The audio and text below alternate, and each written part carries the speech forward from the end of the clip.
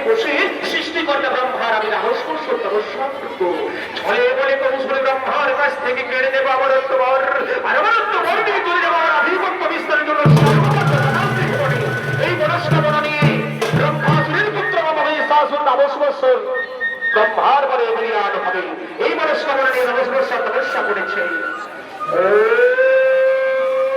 ত্রিমূর্তিকে ভূজায় নমো নমঃ, ওম ত্রিমূর্তিকে ভূজায় নমো নমঃ, ওম ত্রিমূর্তিকে ভূজায় নমো নমঃ।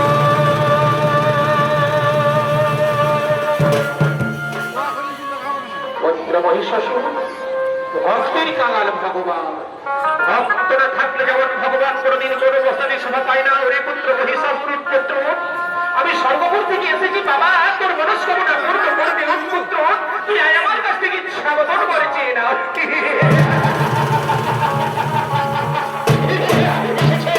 এসেছি নবমরে রাখতে দেবতা, এসেছি নবমর ভক্তের ভক্তাধীন ভগবান। লহ লহ ঠাকুর মম মহিষাসুরের শত সহস্র কোটি প্রণাম।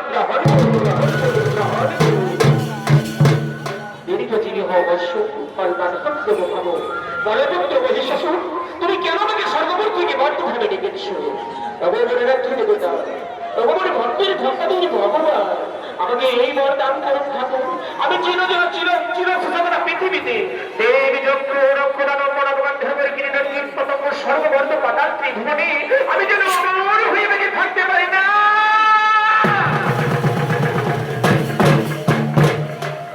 পুত্র মহিষাসুর জীব সৃষ্টি হলে তাকে মৃত্যুবরণ করতে হবে বাবা। এই তুই ধারাবাহিক হলো।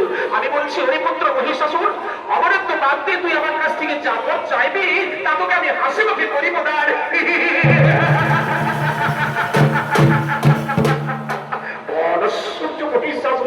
নাহি প্রয়োজন শতনারী করেছে বিরাজ মাত্র একটি মনে রাসায় ত্রিশক্ত বন্দী করে তোমার সাধনায় রত দিতে হলে দিতে হবে আমায় অমরত্ব।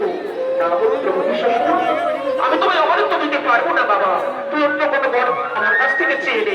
চাই না তোমার হস্তিকা, চাই না তোমার ধনরত্ন সিংহাসন, দিতে হলে দিতে হবে অমরত্ব। নইলে আমি কিছু মনে চাই না। আমার সাধ্য হলে তুমি দূর হয়ে চলে যাও, তুমি দূর হয়ে চলে যাও, তুমি দূর হয়ে চলে যাও।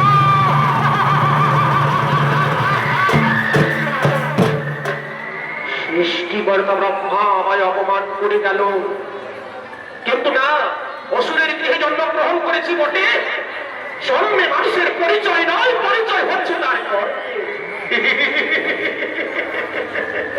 দেবরাজেন্দ্র নৃশংসভাবে আমার মাতা পিতাকে হত্যা করেছে। দেবরাজেন্দ্র তোমাকে আমি রাজ সিংহাসন থেকে বিতাড়িত করে ছাড়বো। এক হাতে শোনাবো হাসির পরোয়ানা, আর অন্য হাতে শোনাবো কেবলমাত্র অমরত্বের কার্য। দেখি তুমি কতক্ষণ সর্বপুরে স্থির থাকতে পারো ঠাকুর ভগবান।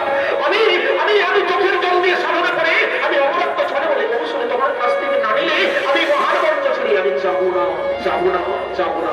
তাই সৃষ্টিকর্তা ব্রহ্মার নবস্বর তপস্যায় আরাধনা হলেন মহিষাসুর। ওম ত্রিমূর্তিকে ভূজায় নমো নমঃ, ওম ত্রিমূর্তিকে ভূজায় নমো নমঃ, ওম ত্রিমূর্তিকে ভূজায় নমো নমঃ। পুত্র মহিষাসুর ভক্তের কাঙাল ভগবান, ভক্তরা থাকলে যেমন ভগবান কোনদিন কোনো অবস্থাতেই শোভা পায় না। ওরে পুত্র মহিষাসুর, তুই আমার প্রিয় পরম ভক্ত, আর আমি তোমার ডাকি বারে শরণ আমি থাকতে পারি না বাবা। সর্বোপরি ওর পুত্র তুই আমার কাছ থেকে স্বাগতম করছে না।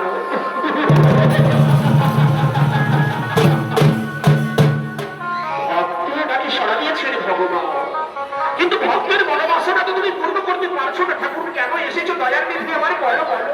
পুত্র মহিষাসুর বল বাবা বল, কি আমার পেলে হবে তুমি সন্তুষ্ট? দেবতা ভক্তের ভক্তাধীন ভগবান, আমি আগে বলেছি এখনো বলছি, ধর্মসূর্য মহিষাসুরের নাহি প্রয়োজন শতনারী করেছে বিরাজ মাত্র একটি করে রাসায় ত্রিশক্ত বন্দী করে তোমার সাধনায় রত দিতে হলে দিতে হবে আমায়।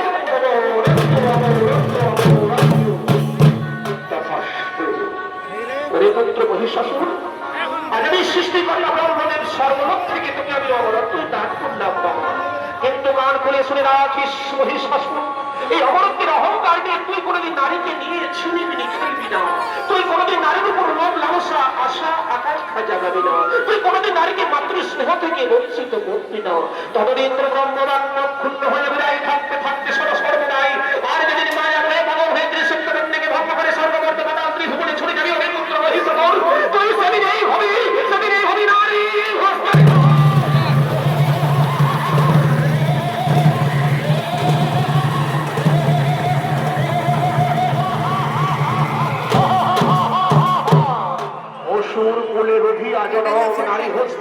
আমার মরণ।